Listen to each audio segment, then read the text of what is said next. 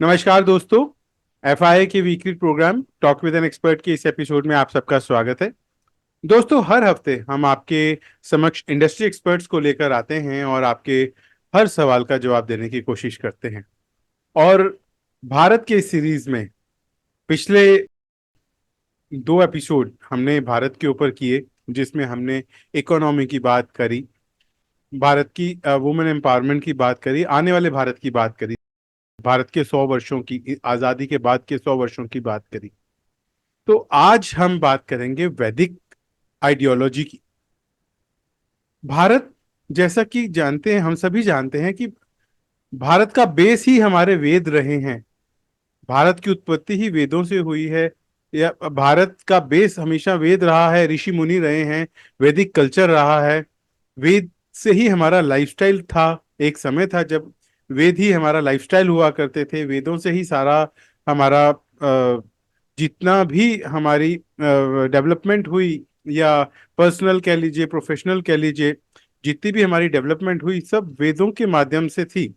और इस बात को इंटरनेशनली भी रिकॉग्नाइज किया गया। जो बातें बहुत सालों बाद विदेशों में प्रूव की गई, वो भारत में हजारों साल पहले ही मौजूद थी। लेकिन अफसोस की बात है, समय के साथ भारत में विदेशी सभ्यता को अडॉप्ट करते गए और विदेशी लोग भारत की सभ्यता को अडॉप्ट करना शुरू कर दिया विदेशों में। लेकिन सबसे बड़ी बात, जो एक अच्छी बात है, जो हमारे प्रधानमंत्री श्री नरेंद्र मोदी जी ने एक स्टेप लिया भारत को वापस भारत बनाने का। भारत की पूरी जो वैदिक आइडियोलॉजी है, या आयुर्वेदा है, या योगा है, वो सबको सामने लाने का। और दोस्तों, ये सब चीजें सिर्फ किताबों में ही महज अच्छी नहीं हैं। अगर हम इनको अपनी लाइफ में इम्प्लीमेंट करेंगे तो एक हमें भी बहुत बड़ा बदलाव नजर आएगा और हमें उसकी अहमियत पता लगेगी। वही हमारे रिस्पेक्टेड प्रधानमंत्री जी ने किया। उन्होंने इस चीज को, लोगों का माइंडसेट चेंज किया, लोगों को बोला कि स्वच्छ अभियान चलाया, वुमेन एम्पावरमेंट चलाया, उसके बाद आपका योगा डे चलाया, योगा का वो किया। धीरे धीरे सब लोग इस धारा में बह गए और शुरुआत हो गई वापस वैदिक कल्चर की और वैदिक आइडियोलॉजी की। और आज हम गर्व के साथ कह सकते हैं कि वापस हम उस रास्ते पर चल पड़े हैं और प्रगति के दौर पर हैं। लेकिन दोस्तों, खाली एक इंसान की सोच से ये नहीं होता। एक इंसान अपना नेतृत्व संभालता है और बाकी सबको उस डायरेक्शन में चलना पड़ता है, तभी वो कामयाबी हासिल होती है। तो दोस्तों, हम आज बात करने वाले हैं वैदिक आइडियोलॉजी की, वैदिक सिविलाइजेशन की। और हमारे इंडिया में, या हमारे भारत में, जैसे इसका वजूद खत्म होता जा रहा था, और आज फिर हमारे हमारे रिस्पेक्टेड प्रधानमंत्री श्री नरेंद्र मोदी जी ने इसका मुहिम चलाया और इसको वापस से इम्प्लीमेंटेशन इसका स्टार्ट किया, स्टेप बाय स्टेप। जैसे पहले योगा डे चलाया, आयुर्वेदा का उन्होंने स्टार्ट किया, और अब वैदिक आइडियोलॉजी पे हमारा चल रहा है। आज हम वैदिक आइडियोलॉजी पे ही चर्चा करने वाले हैं। हमारे साथ जुड़े हैं अतुल सहगल जी, जो प्रेसिडेंट हैं आर्य समाज वसंत कुंज के, और अपनी सेवाएं प्रदान कर रहे हैं बतौर प्रेसिडेंट आर्य समाज वसंत कुंज में। और पिछले 30 सालों से ये अपनी सेवाएं प्रदान कर रहे हैं। और बाय प्रोफेशन ये इलेक्ट्रिकल इंजीनियर हैं। लेकिन हम आज इनके प्रोफेशन की बात नहीं करेंगे, हम इनके पैशन की बात करेंगे। आपका पैशन वैदिक कल्चर से जुड़ना, वैदिक आइडियोलॉजी के ऊपर चलना है, और ये वैदिक प्रीचर भी हैं एज अ पैशन। तो आज हम इनसे जानेंगे वैदिक कल्चर के बारे में, वैदिक आइडियोलॉजी के बारे में। तो नमस्कार सर, आज आपका बहुत बहुत स्वागत है हमारे इस प्रोग्राम। नमस्कार। सर, हमारे प्रोग्राम में क्वेश्चन आंसर्स का जो सेशन है वो शुरू करने से पहले मैं आपसे गुजारिश करूंगा कि आप हमारे ऑडियंस को आप अपनी जर्नी के बारे में बताएं। अपने प्रोफेशन की तो हमने जस्ट इंट्रोडक्शन दे दी, क्योंकि आज हमें प्रोफेशन नहीं, आपके पैशन की बात करनी है और वैदिक आइडियोलॉजी की बात करनी है। तो आपका शौक कैसे पैदा हुआ, या आप वैदिक कल्चर से कैसे जुड़े हैं, और आपकी जर्नी एज ए वैदिक प्रीचर आप थोड़ा सा हमारे दर्शकों को बताएं अपनी जर्नी के बारे में। उसके बाद फिर हम क्वेश्चन आंसर का सेशन स्टार्ट करेंगे सर। जी, सबसे पहले आपका बहुत धन्यवाद अपने प्रोग्राम में मुझे आमंत्रित करने के लिए। जैसा आपने ठीक ही कहा, प्रोफेशन से ज्यादा महत्वपूर्ण पैशन होता है। जी। And a person is driven more by passion than by professional needs. जी।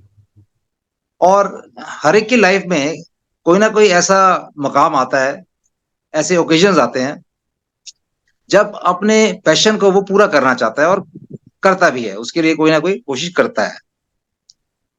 तो जैसे मेरे बैकग्राउंड के बारे में आपने बताया, इलेक्ट्रिकल इंजीनियरिंग बैकग्राउंड। मैं बेसिकली पावर सेक्टर इंजीनियर हूँ बाई क्वालिफिकेशंस। एंड मैंने गवर्नमेंट ऑफ इंडिया में, सेंट्रल गवर्नमेंट में सीनियर पोजीशंस पे काम किया है। और उसके बाद प्राइवेट सेक्टर में भी कई ऑर्गेनाइजेशंस में सीनियर पोजीशंस पे मैंने काम किया है, पावर एंड इलेक्ट्रिसिटी सेक्टर में। तो ये तो मेरा प्रोफेशनल बैकग्राउंड है। अब जो ज्यादा इंपॉर्टेंट है आज के कॉन्टेक्स्ट में, आज के संदर्भ में, वो है मेरा पैशन बैकग्राउंड। और पैशन बैकग्राउंड जो आपने सब्जेक्ट बताया, वैदिक विचारधारा या वैदिक आइडियोलॉजी। देखिए, मैं आर्य समाज से लगभग 30 साल से जुड़ा हुआ हूं। और आर्य समाज एक ऐसी संस्था है जो कि हम लोगों को ये बताती है कि हमारा वास्तविक इतिहास क्या था, हमारा देश क्या पहचान रखता था पहले, प्री हिस्टोरिक टाइम्स से लेके आज तक हमारे देश ने क्या उतार चढ़ाव देखे हैं, हमारी असली आइडेंटिटी क्या है, हमारी असली शुद्ध कल्चर क्या है, हम क्या थे बड़े काल तक, लाखों वर्षों तक। आज जो है वो है, ठीक है, लेकिन वास्तव में हम लाखों वर्षों तक हमारा क्या अस्तित्व रहा है, क्या स्टेटस रहा है दुनिया में, ये आर्य समाज हमें बताता है। और आर्य समाज न केवल इतना बताता है, ये भी बताता है कि कोर ट्रुथ्स क्या है यूनिवर्स को लेके, ह्यूमन बींग्स को लेके, ह्यूमन बींग्स और यूनिवर्स के क्रिएटर ईश्वर को लेके, और ये जड़ प्रकृति को लेके। आर्य समाज ये भी बताता है कि सही धर्म क्या है, कोर रिलीजन क्या है, ट्रुथ्स क्या है, पंथ और धर्म में क्या भेद है, हमें जीवन किस प्रकार जीना चाहिए जिससे कि हम अपनी भौतिक इच्छाओं की भी पूर्ति करते रहें और अपनी स्पिरिचुअल डेवलपमेंट भी करें। आर्य समाज ही हमें बताता है कि as soulful human beings our goal is more spiritual than mundane. जो दुनिया के काम हैं, जो भौतिक कार्य हैं, वो तो चलते रहते हैं। भौतिक इच्छाएं पूर्ण हो जाती हैं, नई इच्छाएं जागृत हो जाती हैं मनुष्य के मन में। मनुष्य उनको पूरा करने के लिए हमेशा प्रयत्न करता रहता है, स्ट्रगल करता रहता है। लेकिन इसी प्रोसेस में उसका स्पिरिचुअल डेवलपमेंट भी होता है। और अल्टीमेट ऑब्जेक्टिव हर मनुष्य का एक ही है, और वो है मोक्ष या साल्वेशन। तो ये सब बातें हमें आर्य समाज से पता लगती हैं। और आर्य समाज की जो फाउंडेशन है, वेद, वेदों के ज्ञान से हमें ये पता लगता है कि सत्य क्या है, तथ्य क्या है, हम इस दुनिया में क्यों आए, हम कहाँ जाना चाहते हैं, और हमें अल्टीमेटली कहाँ जाना है, हमारी असली मंजिल क्या है, असली लक्ष्य क्या है। तो हमें इन सब बातों से वेद अवगत कराता है, और आर्य समाज संस्था बनी हुई है उन वेदों के ज्ञान को विस्तृत करने की, फैलाने की। जी। तो धन्यवाद सर। आज इसी के साथ हम अब अपना क्वेश्चन आंसर का प्रोग्राम शुरू करते हैं। सर बेसिक जैसे अभी आपने बताया कि वेद क्या है और आर्य समाज कैसे जुड़ा है, आर्य समाज क्या करता है अवेयरनेस के लिए लोगों में। तो आप एक थोड़ा सा, क्योंकि ऑलरेडी बता चुके हैं, लेकिन थोड़ा सा आप बताएं कि वैदिक आइडियोलॉजी क्या है और वैदिक सिविलाइजेशन का हमारे इंडिया पे क्या इम्पैक्ट था। जी, आपने बड़ा श्रेष्ठ सवाल पूछा है। जी। देखिए, वेद न केवल भारत की सिविलाइजेशन की फाउंडेशन है, यानी आधारशिला है, जी। बल्कि पूरे विश्व की सिविलाइजेशन की फाउंडेशन है। बल्कि इतना ही कहना काफी नहीं है, पूरे ब्रह्मांड में जहां जहां पृथ्वी जैसे ग्रह हैं और मनुष्य जैसे प्राणी बसते हैं, उन सब पे भी वेद का ज्ञान ही एप्लीकेबल होता है। वेद ज्ञान एक ब्रह्मांड का ज्ञान है। वेद कॉस्मिक स्क्रिप्चर्स हैं, कॉस्मिक ग्रंथ हैं। लेकिन इतना बताना यहां आवश्यक है कि सबसे पहले वेद का ज्ञान भारत में ही उदय हुआ था। भारत इसीलिए विश्व गुरु रहा लाखों वर्षों तक, और पूरे विश्व को ये वेदों का ज्ञान और वेद के आधारित, वेदों से निकले हुए और जो ग्रंथ हैं उनमें जो ज्ञान का समावेश है, वो ज्ञान को विश्व के और देशों को और समुदायों को बांटता रहा। तो बेसिक जो मूल विचारधारा है मानव जीवन की, वो वेदों में ही है। कोर ट्रुथ्स जिनको कहते हैं, जो मूल सिद्धांत हैं, परम सत्य जिनको कहते हैं, वो सारे वेदों में ही हैं। सारा ज्ञान वेदों से ही निकला है। और वेदों के बारे में मैं तो ये कह सकता हूं कि यदि वेद ना होते तो आज भी, करोड़ों वर्ष बाद भी, पृथ्वी के बनने के करोड़ों वर्ष बाद भी मनुष्य पशुवत व्यवहार कर रहे होते। People would have been living like animals, अगर वेद ना होते। क्योंकि सबसे पहले ईश्वर ने जब मनुष्य की रचना की, 196 करोड़ वर्ष पूर्व, इस पृथ्वी को 196 करोड़ वर्ष बीत गए हैं एग्जिस्टेंस में आए। जी। और तब इतना समय बीत चुका है, तब 196 करोड़ वर्ष पूर्व ईश्वर ने वेदों का ज्ञान अपने मनुष्यों को दिया। जो पहले पहले मनुष्य ईश्वर ने प्रकट किए, ईश्वर ने बनाए, उत्पन्न किए। तो जी। तब से ये ज्ञान एक धारा प्रवाह के रूप में चल रहा है। इतना पुराना ज्ञान है।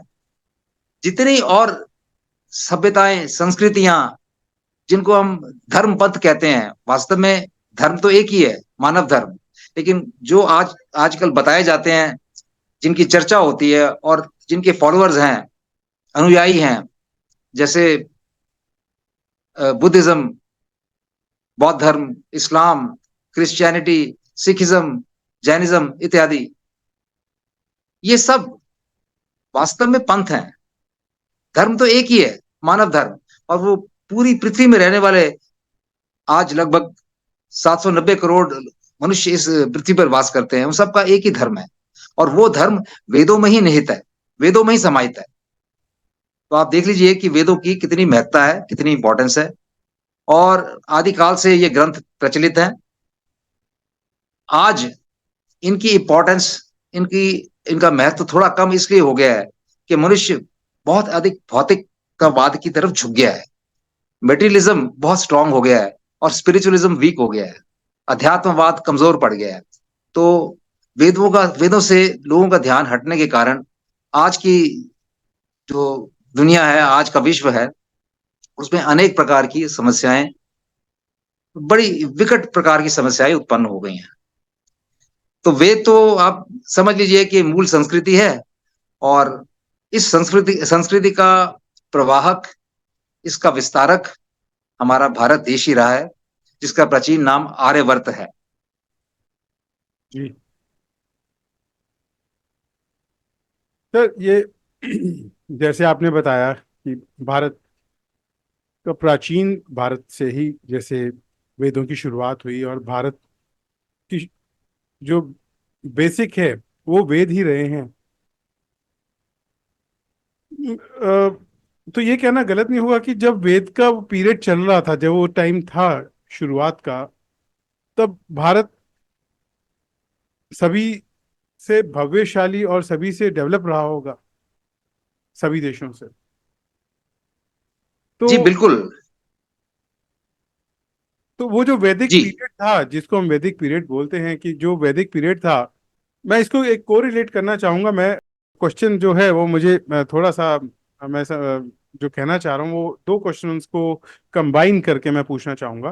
कि जो वैदिक पीरियड था, वैदिक पीरियड के दौरान जब हमारी भारत की शुरुआत ही वेदों से हुई, और यहाँ पे बड़े बड़े संत महात्मा हुए जिन्होंने वेद की रचना की और मनुष्य को गाइड भी किया। उस वक्त सिर्फ वेद हमारे पास बुक्स में नहीं थे, हमारे पास प्रैक्टिकल महात्मा थे, संत थे जो लोगों को पढ़ाते थे। आज हमारे पास बुक्स हैं जिनको हम पढ़कर इतना डेवलप कर रहे हैं। तो जब वो संत महात्मा थे, तब का तो दौर कुछ और ही रहा होगा। उस वक्त का तो जो शिक्षा रही होगी, या जो भी उनका समझाने का तरीका रहा होगा, वो बिल्कुल ही अलग रहा होगा। उस वक्त का प्रभाव अलग रहा होगा, मतलब अलग नहीं रहा होगा, उस वक्त का प्रभाव ही अलग होगा कुछ। तो ऐसे में हिंदुइज्म की बात अगर हम करें, तो हिंदुइज्म भी काफी डेवलप हुआ। आप उसके बारे में कुछ थोड़ा सा बताएं कि वो जो एक स्ट्रेंथ थी उसके बारे में बताएं, और उसका धीरे धीरे कैसे कम होता गया, विदेशी सभ्यता आती गई, ये थोड़ा सा इसके ऊपर बताएं, ताकि हमारे दर्शकों को हम आगे अगले क्वेश्चन में बता पाएंगे कि कहाँ गलतियां हुई। और गलतियां तो ठीक है, जब हमें पता लग जाता है गलतियां कहाँ हुई, तो जब हमें वो एक क्लैरिटी मिल जाती है, तो फिर हम इम्प्लीमेंटेशन स्टार्ट कर सकते हैं सही डायरेक्शन में। तो उस डायरेक्शन बिल्कुल में आप ठीक है। थोड़ा सा आप बताएं वैदिक पीरियड के बारे में और हिंदुइज्म के बारे में। बिल्कुल ठीक है। देखिए, जिसको वैदिक पीरियड कहते हैं, जी जिसको हमारे वेस्टर्न स्कॉलर्स या पाश्चात्य जो विद्वान वो वैदिक पीरियड कहते हैं और बताते हैं कि ये 5,000 साल पहले, 6,000 साल पहले का है, ये बात बिल्कुल गलत है, बिल्कुल मिथ्या है। उनको ज्ञान ही नहीं है हमारी हिस्ट्री का, हमारी कल्चर का। वास्तव में वैदिक काल 196 करोड़ वर्ष पुराना है।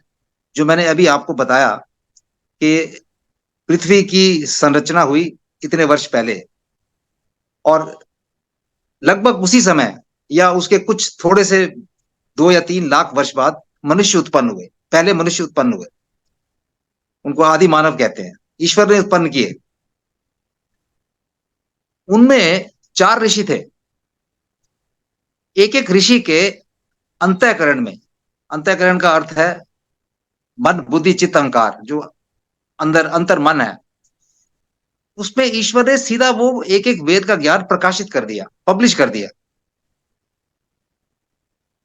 प्रकाशित करने का, आजकल तो प्रकाशित करना हम कहते हैं ना कि प्रिंट मीडिया और डिजिटल मीडिया इत्यादि, ये वेज ऑफ पब्लिकेशन है।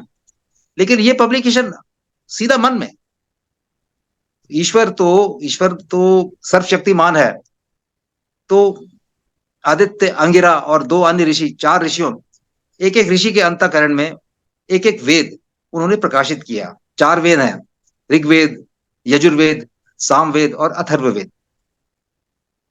तो सीधा ज्ञान उनके उनको इम्प्रिंट किया उनके माइंड्स में।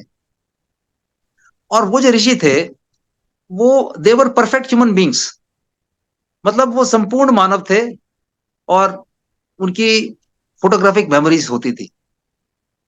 उनको हर बात उनकी स्मृति पटल पर परमानेंटली छप जाती थी। तो उन्होंने नेक्स्ट जनरेशन को, अपनी अगली पीढ़ी को सुना के बताए वो वेद। उनको, उनके मन में वेद प्रकाशित हो गए, उनको याद हो गए, उन्होंने अगली पीढ़ियों को सुना के बताए। इसलिए वेदों को श्रुति कहा जाता है। और फिर जो उस आदिकाल की पीढ़ियां थी वो भी वैसी थी, उन्होंने अगली पीढ़ियों को सुना सुना के वेदों का आगे ट्रांसमिशन किया नेक्स्ट जनरेशन में। तो इस प्रकार फ्रॉम जनरेशन टू जनरेशन, पीढ़ी से पीढ़ी वेदों का ज्ञान आगे उतरता गया मानव समाज में। वेद ही सब ज्ञान का मूल स्रोत है। They are the primary source of all knowledge, whether it is spiritual knowledge, whether it is material knowledge, whether it is sciences, whether technologies, whether medical science, whatever. तो सारा ज्ञान वेदों में से ही निकला है, डायरेक्टली या इनडायरेक्टली। वेदों को पढ़ के, वेदों का विश्लेषण करके, एनालिसिस करके मनुष्यों ने और कई ग्रंथ लिखे, तरह तरह के ग्रंथ लिखे समय समय पर, और कई तरह की ब्रांचेस ऑफ लर्निंग फिर डेवलप हुई। कई विषय विशेष विशेष विकास उनका हुआ समय समय पर। किसी भी क्षेत्र ले लीजिए, चाहे आप राजनीति का क्षेत्र ले लीजिए, विज्ञान का क्षेत्र ले लीजिए, प्रौद्योगिकी का क्षेत्र ले लीजिए, चिकित्सा का क्षेत्र ले लीजिए, कृषि का क्षेत्र ले लीजिए, उद्योग का ले लीजिए, मतलब हर क्षेत्र में मूल ज्ञान के जो बिंदु हैं, जो सूत्र हैं, वेदों से ही निकले हैं।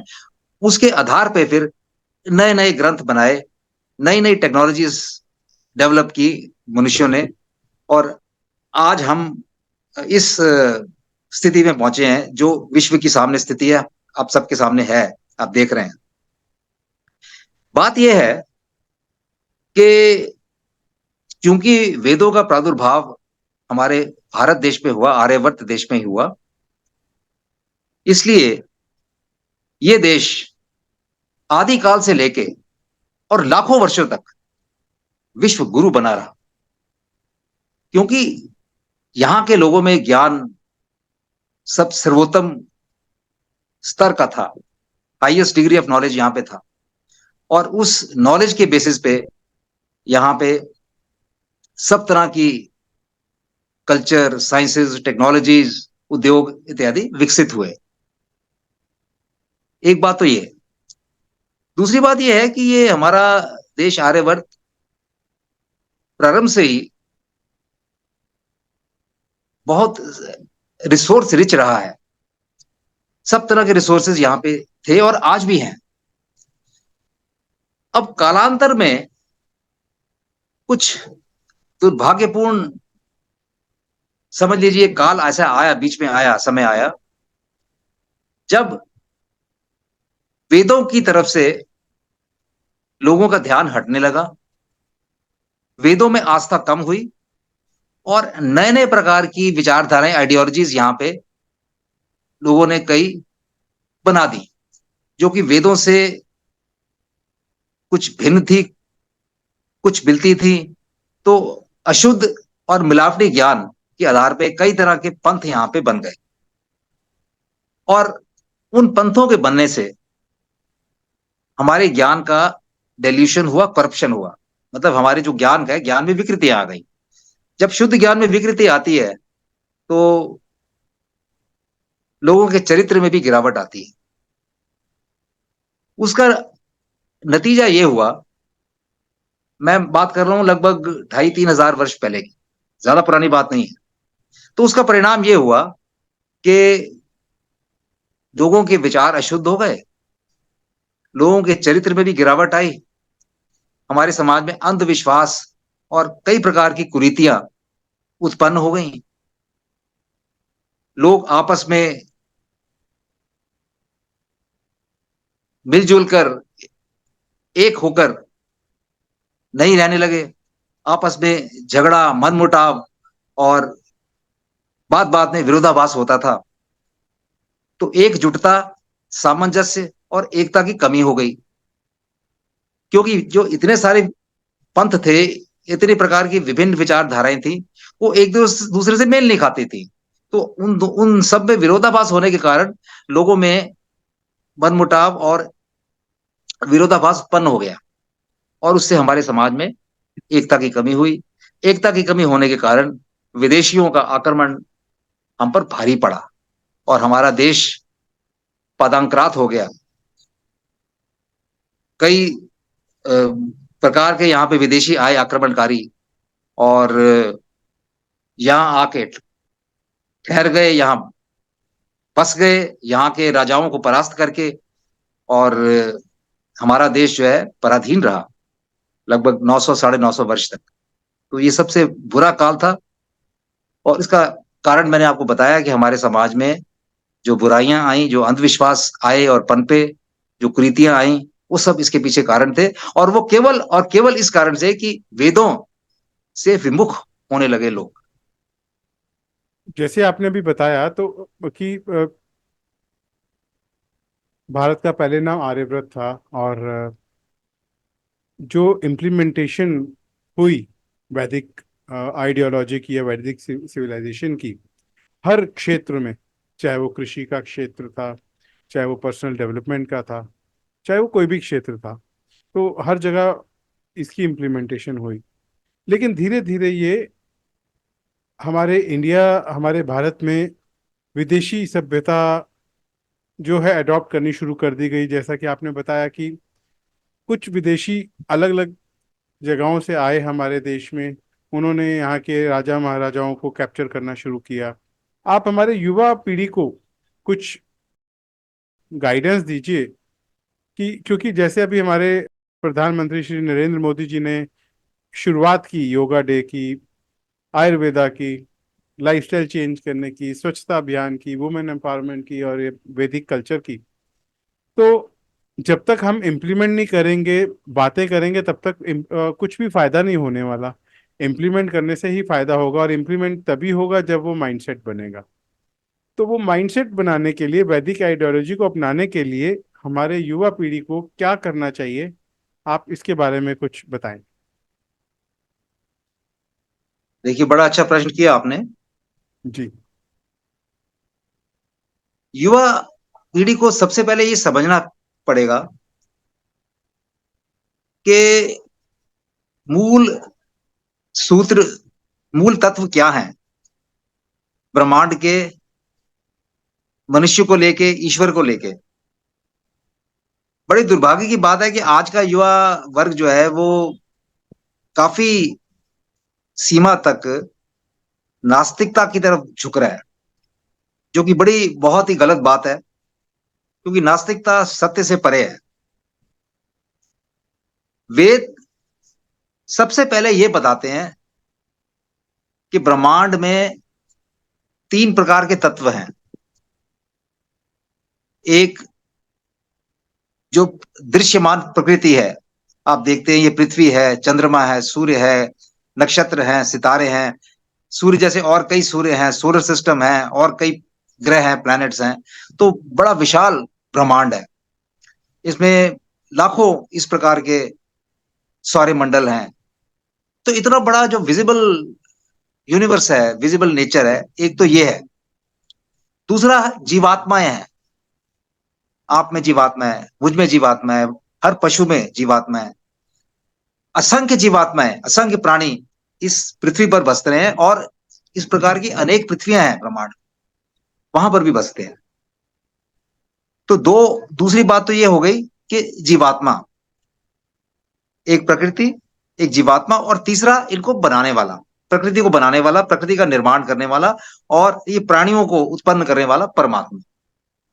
तो पहले अपने बेसिक फंडामेंटल्स युवा वर्ग ठीक करे, ये तीन तथ्यों को दिमाग में बिठाए, समझे, और अपना सेंस ऑफ लॉजिक जो है वो शार्प करे। जब आदमी तर्क से काम लेता है, बुद्धि से काम लेता है, लॉजिकली सोचता है, रैशनली सोचता है, तो सारे उसको तथ्य समझ में आ जाते हैं, सारे सत्य जो है वो पकड़ लेता है। तो आज का युवा वर्ग वैसे तो बहुत लॉजिकल है, लेकिन इन तथ्यों को समझे सबसे पहले। जब इन तथ्यों को समझ जाएगा और उसको ये बात पता लग जाएगी कि बनाने वाला एक ईश्वर है, और उसी ईश्वर से सारा ज्ञान आया है मनुष्यों के लिए, और वो ज्ञान वेदों में आया, चार वेदों में आया। जैसे मैंने कहा कि चार ऋषियों के अंतःकरण में सबसे पहले प्रकाशित किया था ईश्वर ने। आदित्य, अंगिरा, अग्नि और वायु, ये चार ऋषि थे। तो एक एक वेद, एक एक के अंतःकरण में उन्होंने प्रकाशित किया था ईश्वर। ऋग्वेद, यजुर्वेद, सामवेद और अथर्ववेद। दूसरी बात हमारे युवा वर्ग को ये समझनी होगी कि सारा ज्ञान, सब प्रकार का ज्ञान वेदों में है। और जो भी ज्ञान का आज प्रयोग हो रहा है वो आया वेदों से ही है। वो कालांतर में थोड़ा थोड़ा रूपांतरित हो गया है, मॉडिफाई हो गया है, ऋषियों ने मॉडिफाई किया है उसको, डेरिवेटिव टेक्स्ट बनाए हैं, बेसिक टेक्नोलॉजीज बनाई है, डेरिवेटिव टेक्नोलॉजीज बनाई है। इंडस्ट्री सारी उनके आधार पे बनी है। आपकी फेडरेशन ऑफ इंडियन इंडस्ट्री है, जी। इतनी सारी इंडस्ट्रीज है, तरह तरह की इंडस्ट्रीज है, हर क्षेत्र में इंडस्ट्रीज है। इंडस्ट्रीज टेक्नोलॉजी के आधार पे चलती हैं, नो हाउ के आधार पे चलती हैं। Economic system, accounting systems, inventory systems, commercial and trade systems, ये सारे सिस्टम्स इंडस्ट्री को चलाते हैं। ये सब प्रकार का ज्ञान, हर प्रकार का ज्ञान निकला वेदों से ही है। अब कालांतर में लोगों ने मॉडिफाई किया है इसको।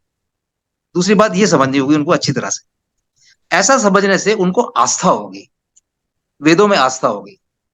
और तीसरी बात उनको, युवा वर्ग को ये पहचाननी होगी कि अपने सेंस ऑफ लॉजिक को शार्पन करके उससे काम ले। तो जो समाज में अंधविश्वास हैं, जो कुरीतियां हैं, जो मतलब इलॉजिकल प्रैक्टिसेस चल रही हैं, आपको पता है हमारे समाज में, तथाकथित हिंदू समाज में,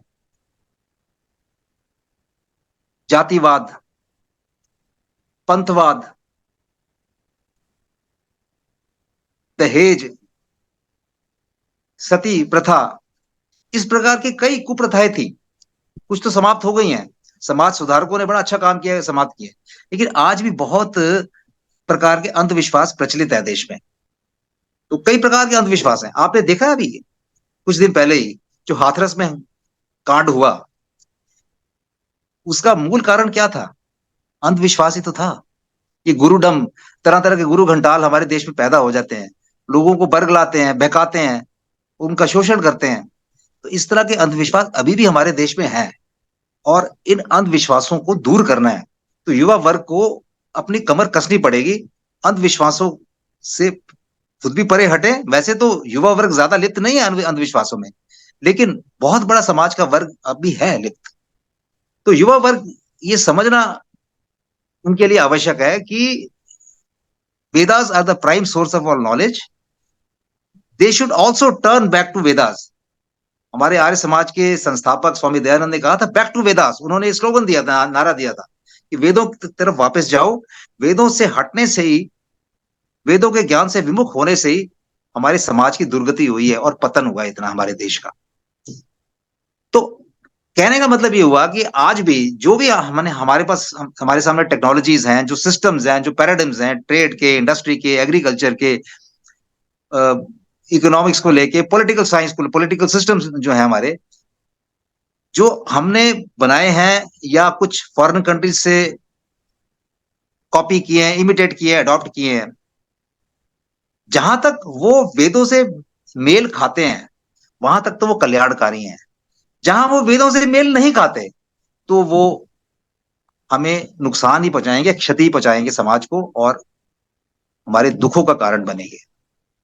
तो वेदों को पढ़ें, वेदों को खोलें, वेदों का अध्ययन करें, स्वाध्याय करें, और उसमें से वो जिसको कहते हैं ना माणी मोती, मोती निकालें, वो बहुमूल्य हीरे निकालें ज्ञान के, जी। जिससे कि हमारे आज के जो सिस्टम्स हैं उनको करेक्ट किया जा सके।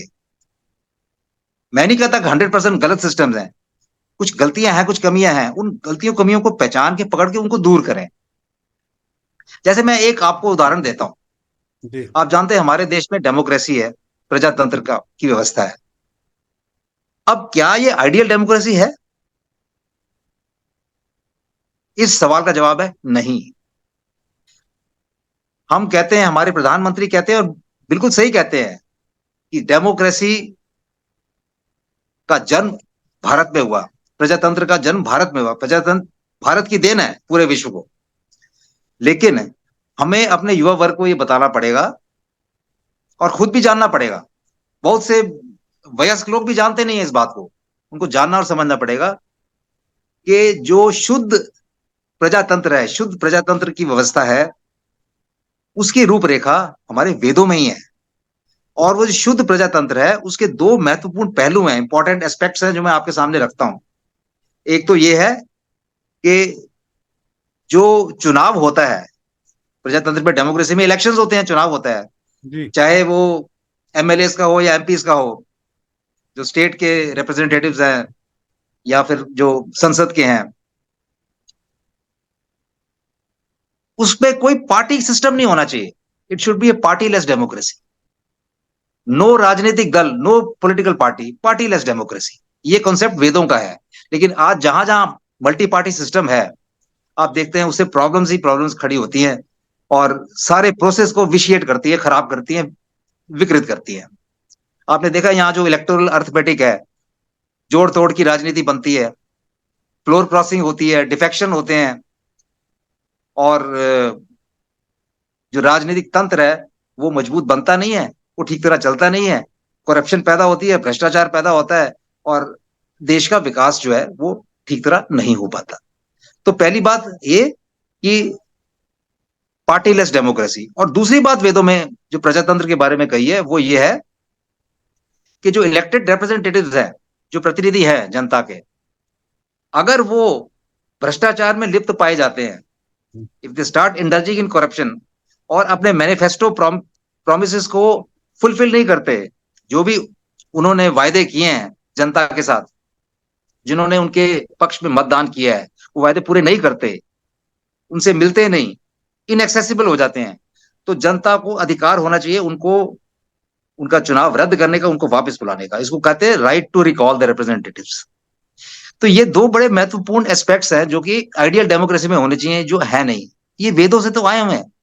हम वेदों को अगर बंद करके सब कोने में रख देंगे, पढ़ेंगे नहीं, और जो वेस्टमिंस्टर मॉडल है, यूके से लिया, फिनलैंड से लिया, फ्रांस से लिया, इस तरह के एस्पेक्ट्स हमने लेके अपनी कॉन्स्टिट्यूशन बनाई और इस तरह का डेमोक्रेटिक स्ट्रक्चर बनाया, वो हमारे देश में कारगर नहीं है।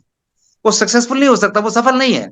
इसीलिए सफल नहीं है क्योंकि हमारे देश की अपनी अलग संस्कृति है, और हमारे देश के जो सांस्कृतिक ग्रंथ हैं, जो बहुमूल्य ग्रंथ हैं, वेद, मनुस्मृति और उपनिषद, उनके आधार पे हमें अपना राजनीतिक तंत्र बनाना पड़ेगा। तो ये सब बातें आज समझने वाली हैं। और फिर ये तो हुई राजनीतिक तंत्र की बात। उसके बाद साइंस एंड टेक्नोलॉजी की बात करें तो वैदिक साइंस, वैदिक फिजिक्स, वैदिक केमिस्ट्री, वैदिक फिजिक्स, वैदिक भौतिकी कहते हैं उसे, वैदिक केमिस्ट्री, वैदिक रसायन शास्त्र कहते हैं, और तीसरा वैदिक मैथमेटिक्स, वैदिक गणित। ये तीनों इतने विस्तृत विषय हैं जी। कि आजकल की जो मॉडर्न फिजिक्स है और मॉडर्न केमिस्ट्री और मॉडर्न मैथमेटिक्स है, इनसे बहुत बड़े हैं, इनसे बहुत ऊपर है। और इनसे इनसे हम अगर इनको हम पकड़ें और इनको इनका प्रयोग करें, तो हम अपनी टेक्नोलॉजी को मैनीफोल्ड इंप्रूव कर सकते हैं,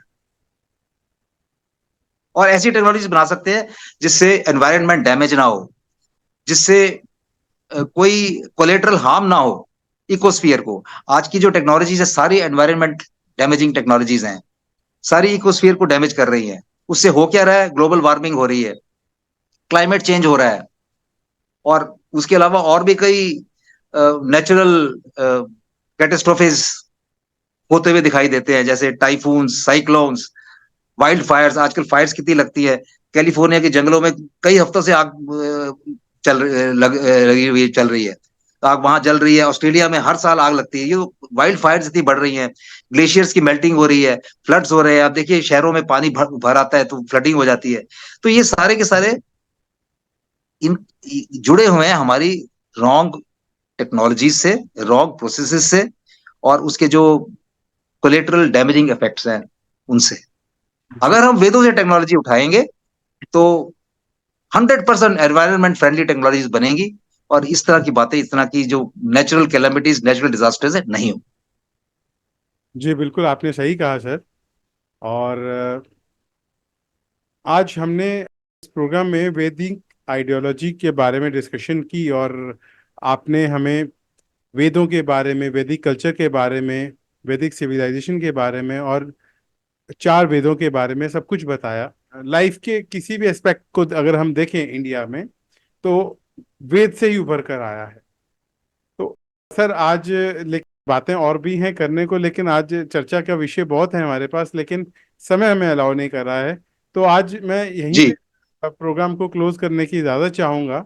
और जी। प्रोग्राम को क्लोज करने से पहले मैं आपका थैंक यू भी बोलना चाहूँगा। आज आपने समय निकाला हमारे लिए, हमारे दर्शकों के लिए। आपका बहुत बहुत सर धन्यवाद। और मैं अपने दर्शकों से कहूँगा कि दोस्तों, हमें ना एक विजन लेकर चलने की जरूरत है, एक डायरेक्शन में चलने की जरूरत है।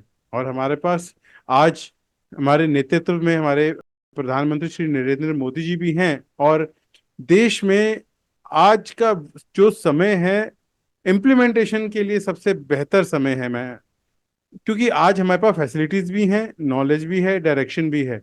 बस अगर कमी है तो इम्प्लीमेंट करने की। तो जैसा कि आप सब जानते हैं कि federation of Indian industry MSMEs के लिए और देश के लोगों के लिए, स्पेशली इंडिया में, हमारे जो डायरेक्टर जनरल हैं श्री दीपक जैन जी, वो वो यही कार्य में आगे जुटे हुए हैं। उनका पैशन भी यही है कि एमएसएमईज को कैसे हेल्प करें, एक आम इंसान को, एक आम आदमी की कैसे हेल्प करें। इसीलिए हम भारत की बात करते हैं। Federation of Indian industry 44 countries और 22 स्टेट्स में प्रेजेंस है और अपनी सर्विसेज प्रदान कर रही है। और अपने आप में ये एक ऐसी इकलौती संस्था है जो इतनी विविधता के साथ अपने कार्य कर रही है और बहुत सारे लोगों के जुड़े हुए हैं, जो सिर्फ एमएसएमई की ही नहीं, जिंदगी के हर जो पहलू हैं, चाहे वो वुमेन एम्पावरमेंट है, सफाई अभियान है, एजुकेशन है, मेडिकल है, हर जगह कार्यरत है। तो आइए आप भी जुड़िए एक नए भारत को बनाने में। और इस काम के लिए आपको किसी संस्था में नहीं जाना। अगर आप आना चाहते हैं तो आप हमारी वेबसाइट पे आ सकते हैं, fii.org.in पे, और अपनी क्वेरीज फिल करिए। हम आपके टच में रहेंगे। लेकिन इसके लिए सिर्फ एक सोच के साथ इम्प्लीमेंटेशन ही काफ़ी है कि आप अगर अच्छा सोचें। जैसे अब हमने एक और बात नहीं की, वृक्ष हरियाली की, और कि कैसे वृक्ष हमें उगाने हैं, हरियाली वापस मेंटेन करनी है। ये भी देश का काम है, एक मानवता का काम है। तो हम किसी भी तरह कैसे भी जुड़ सकते हैं, बस सोच होनी चाहिए और उस सोच को करने की इच्छा होनी चाहिए। हम आपको अगले हफ्ते फिर मिलेंगे एक नए गेस्ट स्पीकर के साथ और एक नए टॉपिक के साथ, और बात करेंगे हमारे भारत की। आज इसी के साथ ही हम इजाजत चाहते हैं। नमस्कार सर। नमस्कार। नमस्कार। धन्यवाद।